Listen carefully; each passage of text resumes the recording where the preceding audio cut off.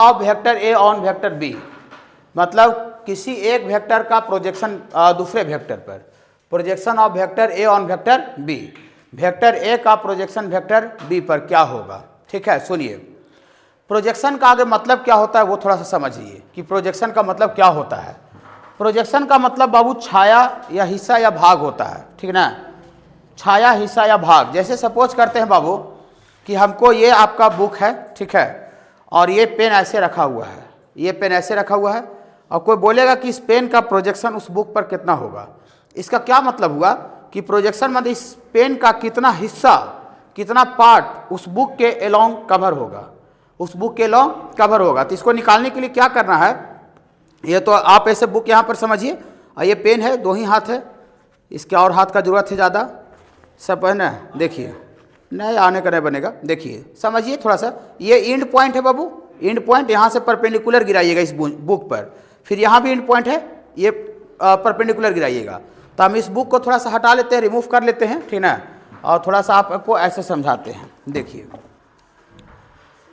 ये आपका पेन था और बुक ऐसे रखा हुआ था, ये पेन का एंड पॉइंट से ऐसे आपको परपेंडिकुलर गिराना है बाबू, यहाँ पर पेन का एंड पॉइंट से, और यहाँ पर आपका एंड पॉइंट से परपेंडिकुलर गिराना है। ये जो दो परपेंडिकुलर के बीच का जो डिस्टेंस है नीचे बुक पर, ये परपेंडिकुलर कहाँ डाल रहे थे, बुक पर डालना है, जिस पर प्रोजेक्शन आप निकाल रहे हैं। प्रोजेक्शन माने हिस्सा, छाया, भाग, ठीक ना। हाँ, ये पेन का कितना हिस्सा बुक के लॉन्ग कवर हो रहा है, तो उसके लिए आप परपेंडिकुलर गिराइए, एंड पॉइंट से लंब डाले, यहाँ पर लंब डाले।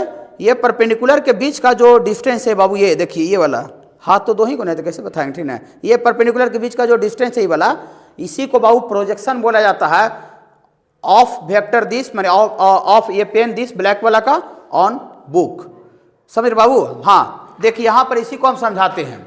जैसे ये वेक्टर आपका BC वेक्टर ए है और ये OA वेक्टर बी है, ओके, और वेक्टर ए का प्रोजेक्शन वेक्टर बी पर निकालना है, वेक्टर ए का प्रोजेक्शन वेक्टर बी पर निकालना है। ये आपका BC जो वेक्टर है ये वेक्टर ए है, और OA जो वेक्टर है ये वेक्टर बी है। ये BC वेक्टर का प्रोजेक्शन इस पर निकालना है, ओके। हाँ, तो क्या करना है कि जिसका जिस पर प्रोजेक्शन निकालना है उसके उस वेक्टर का एंड पॉइंट, एंड मतलब किनारा बिंदु से जिस पर प्रोजेक्शन निकालना उस पर परपेंडिकुलर ड्रॉ कीजिए, परपेंडिकुलर ड्रॉ कीजिए। देखिए यहाँ से एंड पॉइंट ये है, यहाँ से आप परपेंडिकुलर गिराइए, गिरा दिए, एक एंड पॉइंट यहाँ से भी आप परपेंडिकुलर गिरा दिए, परपेंडिकुलर डाल दिए, 90 डिग्री डाल दी बाबू। परपेंडिकुलर का मतलब 90 डिग्री होता है। तो ये सपोज करते हैं बाबू कि ये आपका D पॉइंट आया और E आया, तो जो D का जो लेंथ होगा ना, D का length, that is called projection. हाँ, length of D is called projection of vector A on vector B। माने प्रोजेक्शन का मतलब परपेंडिकुलर के बीच का लेंथ होता है, ओके। मतलब इस वेक्टर का वेक्टर A पर ये हिस्सा कवर हो रहा है, D पार्ट कवर होगा, प्रोजेक्शन माने छाया, हिस्सा या भाग, ओके। तो फ्रॉम फिगर से ऐसा आप लिखते हैं, ज़्यादा लैंग्वेज हम लोग लिखते नहीं हैं, तो फ्रॉम फिगर से length of D, length of D का लेंथ, ये length of D is called, length of D को कहा जाता है, is called projection of, is called projection of vector A on vector B। Vector A का projection कहा जाता है वेक्टर B पर, लेंथ ऑफ D को। कोई दिक्कत नहीं, मतलब हम D अगर मेहनत से निकाल ले, तो वेक्टर A का प्रोजेक्शन वेक्टर B पर आ जाएगा, D का लेंथ निकालने से, ओके बाबू। रोशन देखिए तो कैसे निकालेंगे बाबू, हम इसको क्या करते हैं बाबू, देखिए ये लाइन को और थोड़ा पीछे खींचते हैं, इसको डॉटेड बाबू लाइन से हम मिलाते हैं, डॉटेड से, इमेजिनरी लाइन से, और मान लेते हैं कि ये जो वेक्टर A है और वेक्टर B है, इसके बीच का एंगल कितना मान लेते हैं बाबू, थीटा मान लेते हैं, ठीक है बाबू। हाँ देखिए सपोज करते हैं कि ये ऐसे रखा हुआ है पेन, और कहेगा इस पेन से कितना एंगल बना रहा है, तो कोई जरूरी नहीं कि इस पेन इसमें सटना ही चाहिए, आप इसको इसी डायरेक्शन में इमेजिनरी लाइन से डॉटेड करके आप इस पेन से क्या कर सकते हैं, मिला सकते हैं। जो इंक्लिनेशन इस तरह ये आएगा यहाँ पर इंक्लिनेशन, वही आपका एंगल होगा, ये पेन और इस पेन के बीच का। तो हम इसको इमेजिनरी लाइन से डॉटेड बढ़ा से इस एंगल को क्या मान ली बाबू, थीटा, ओके। तो लेट करते हैं, let theta is the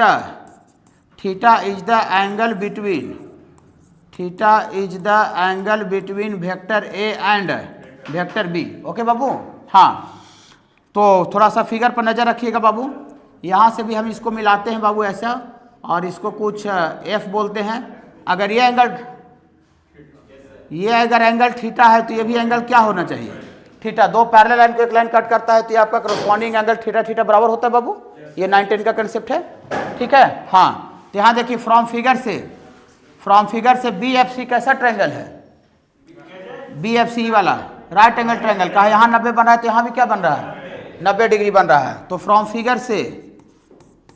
figure से ये जो ट्रायंगल है बाबू, ये ट्रायंगल है बी एफ सी, इतना इज ए कैसा ट्रायंगल है बाबू, इतना is a right angle triangle. और इस राइट एंगल ट्रायंगल में अगर कोई पूछ दे कि कॉफ थीटा क्या होगा, बोली सर कॉफ थीटा ही क्यों, साइन और टेन क्यों नहीं, क्योंकि हमको देखिए बी एफ अगर जो लेंथ आ जाएगा वही लेंथ आपका डी भी होगा, है ना। क्या कि ये दोनों पैरेलल लाइन है, पैरेलल लाइन का बीच का, तो ये दूरी और ये दूरी क्या होगा, इक्वल होगा। ये पैरेलल लाइन रहता है तो सब जगह दूरी बराबर रहता है। तो अगर हम बी एफ भी अगर लेंथ निकाल दे तो वही लेंथ आपका डी भी हो जाएगा। गलत बोल रहे हैं क्या, नहीं। और जो अगर डी लेंथ आ जाएगा तो इसका मतलब प्रोजेक्शन आ जाएगा, उस वेक्टर ए का प्रोजेक्शन वेक्टर बी पर आ जाएगा। क्या बाबू, चलिए देखिए, तो इसीलिए हमको ये वाला ई वाला साइड चाहिए, और वेक्टर ए दिया हुआ है तो ये इस राइट एंगल ट्रायंगल इसका चाहिए, तो ये बेस का काम करता है। और ये वेक्टर ए पता है तो हाइपोटेनस, तो बेस और हाइपोटेनस का रिश्ता होता है कॉफ थीटा से। हाँ, तो कॉफ थीटा बराबर बेस बटा हाइपोटेनस, तो बेस बटा हाइपोटेनस मतलब बेस आपका हो गया बी एफ और बटा हाइपोटेनस हो गया ना बी सी ना, सी एफ कहाँ थी ना, ये बी सी। कोई दिक्कत है क्या, नहीं। तो यहाँ से आपका बी एफ और ये जो बी सी है वही वेक्टर ए का लंबाई है, ये वेक्टर ए है बी सी और उसी का लेंथ ही ना बी सी है, तो ये मैग्नीट्यूड मॉडुलस ऑफ वेक्टर ए। तो यहाँ से आपको बी एफ बराबर, यहाँ से आपको आ जाएगा बाबू बी एफ बराबर मॉड ऑफ ए, इधर डिवाइड में इधर आएगा तो मल्टीप्लाई में हो जाएगा। तो यहाँ से आपका मॉड ऑफ ए और इतना इंटू मॉड ऑफ ए इतना into cos theta, B F बराबर mod of A into cos theta हो जाएगा। कोई दिक्कत नहीं, घबराइएगा नहीं। देखिए बी एफ बराबर mod of A into cos theta. Okay, देखिए ये आ गया है, जो बी एफ का जो लेंथ आया वही लेंथ किसके बराबर होगा, ये आपका सॉरी डी ना, हाँ डी मतलब प्रोजेक्शन, अरे यार मतलब प्रोजेक्शन आपको आ गया है, प्रोजेक्शन आपको आ चुका है mod of A cos theta, लेकिन इसको हम फार्मूला के फॉर्म पर सेट करना चाहते हैं। देखिए हम लोग ऐसा जानते हैं, सिंस घबराइएगा नहीं, सिंस दो वेक्टर का dot product A dot B बराबर क्या स्टडी किए हैं, mod of A mod of B cos theta. तो यहाँ से देयरफॉर अगर यहाँ से कोई कॉफ थीटा आपसे पूछ दे तो कॉफ थीटा पूछ दे तो ये ए डॉट बी बटा मॉड ऑफ ए और मॉड ऑफ बी हो जाएगा। ओके, हाँ थीटा यहाँ पर पुट कर देते हैं कॉफ थीटा की जगह पर, इसको कुछ वन मान लीजिए ना, तो इसको डाल दीजिए पुट इन वन में, तो पुट इन वन में डालिएगा तो देयरफॉर ये आपको projection of vector A on vector B आपको आ जाएगा डी का जो लेंथ है बाबू यही आपको आ जाएगा मॉड ऑफ ए और इतना इंटू कॉफ थीटा एंजॉय करके, कॉफ थीटा एंजॉय कीजिए, A vector A dot B बटा mod of A mod of B cos theta put कर दिए, कोई दिक्कत नहीं हुआ। ठीक है, तो यहाँ से मॉडे से मॉडे क्या हुआ, कैंसिल हो गया, तो यहाँ से आपको आ गया इतना बराबर आ गया ए डॉट बी बटा मॉड ऑफ बी, यही आपको प्रोजेक्शन बाबू आ गया, ये डी का लेंथ प्रोजेक्शन आ गया बाबू, यही आपको प्रोजेक्शन आ गया, projection of vector A on vector B पर आ गया, ए डॉट बी बटा मॉड ऑफ बी। ओके, देखिए इसको याद कैसे रखिएगा, प्रोजेक्शन का मतलब समझ में आया, छाया हिस्सा या भाग। देखिए लॉजिक क्या है कि जिस वेक्टर का जिस पर निकालना है, जिस वेक्टर का जिस पर प्रोजेक्शन निकालना है उस दोनों का डॉट लेंगे, और जिस पर निकालना उसका मैग्नीट्यूड से डिवाइड कर देंगे। तो यहाँ कौन सा वेक्टर का किस पर निकालना था, वेक्टर ए का प्रोजेक्शन वेक्टर बी पर निकालना था, तो यही दोनों का डॉट है, वही दोनों का डॉट है। जिस पर निकालना था तो ऑन वेक्टर ए था, देखिए ऑन मतलब पर, vector A sorry on vector B था तो वेक्टर बी पर था, तो उसी का मैग्नीट्यूड से है। हाँ, इसी को अगर कंसेप्ट हम अगर ऐसा चेंज कर दे और करके प्रोजेक्शन ऑफ, तुरंत समझ में आ जाएगा, projection of vector be on vector A कर दें।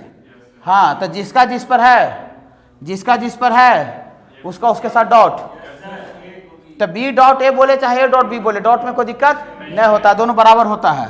तो जिसका जिस पर है उसको दोनों का डॉट, और जिस पर है उसका मैग्नीट्यूड से डिवाइड। याद रखिएगा, जिसका जिस पर है दोनों का डॉट, डॉट में तो आगे पीछे होता नहीं है, आप ए डॉट बोलिए चाहे बी डॉट ए बोलिए कोई दिक्कत नहीं है, और जिस पर निकालना है उसके मैग्नीट्यूड से डिवाइड कर देंगे।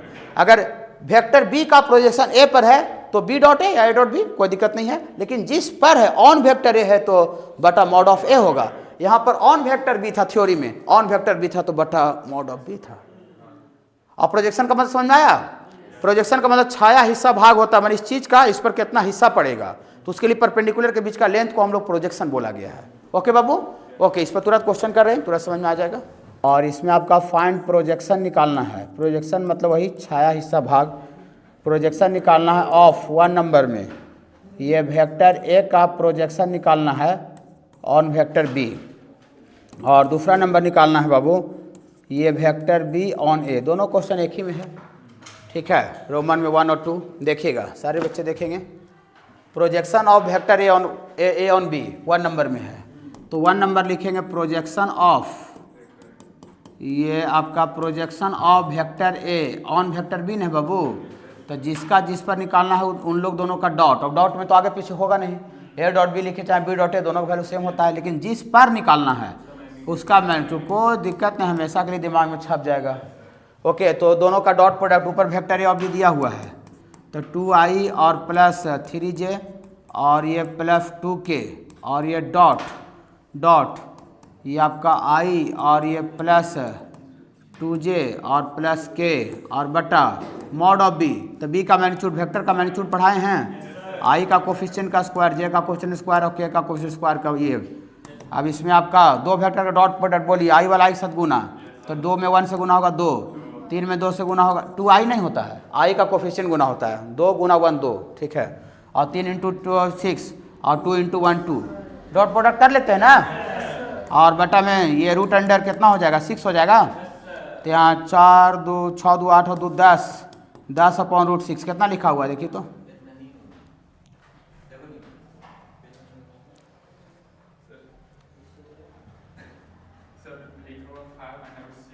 फाइव अंडर रूट 6 मतलब ये रूट 6 से ऊपर नीचे मल्टीप्लाई कर दिया गया है रूट 6 से, तो ऊपर आपका 10 रूट 6 हो जाएगा और नीचे 6 हो जाएगा, तो ये 3 इंटू 6 और ये 5 इंटू 6, तो ये आपको 5 रूट 6/3 ऐसा है। चलिए अगला ही निकाल लीजिएगा बी ऑन ए, तो तुरंत निकाल कर वेक्टर देखिए, दो वेक्टर का डॉट प्रोडक्ट जीरो का मतलब ऐसा भी तो समझते हैं कि दोनों वेक्टर परपेंडिकुलर है। जरा बताइए, देखिए इधर एक मिनट भाई, एक मिनट, अगर ये वेक्टर का प्रोजेक्शन इस वेक्टर का प्रोजेक्शन इस पर निकालना है तो ऐसे रहना चाहिए, मैंने कुछ थीटा कुछ इंक्लाइन रहेगा तब परपेंडिकुलर रहेगा, अब ऐसे रहेगा तब फिर इसका छाया कहाँ हुई, तो पॉइंट का पॉइंटे रह गया खाली बिंदु, तो इसका प्रोजेक्शन ही इस पर नहीं आया, ठीक है, तो ही डॉट प्रोडक्ट जीरो रहता है दो वेक्टर का, तो इसका मतलब दोनों वेक्टर आपस में परपेंडिकुलर रहता है, और जब ऐसे परपेंडिकुलर वेक्टर रहेगा तो क्या इस वेक्टर का इस पर प्रोजेक्शन छाया पड़ेगा नहीं, तो खाली पॉइंट का ही पॉइंट एक ही जगह रह जाएगा, यही पॉइंट, इस पर प्रोजेक्शन नहीं आएगा, इसलिए जीरो आ रहा है। डॉट प्रोडक्ट जीरो, आई वाला के साथ गुना किए और जे वाला जे के साथ, तो +1 -1 -1 हो गया, और बटा रूट 2, तो 1 - 1 0 बटा रूट 2 0 आ गया, इसका मतलब प्रोजेक्शन जीरो हो गया। तो प्रोजेक्शन जीरो कब होगा समझ रहे ना, जब दोनों वेक्टर परपेंडिकुलर होगा तो प्रोजेक्शन जीरो हो जाएगा। ऐसी देखने की बात है, सोचने की बात है।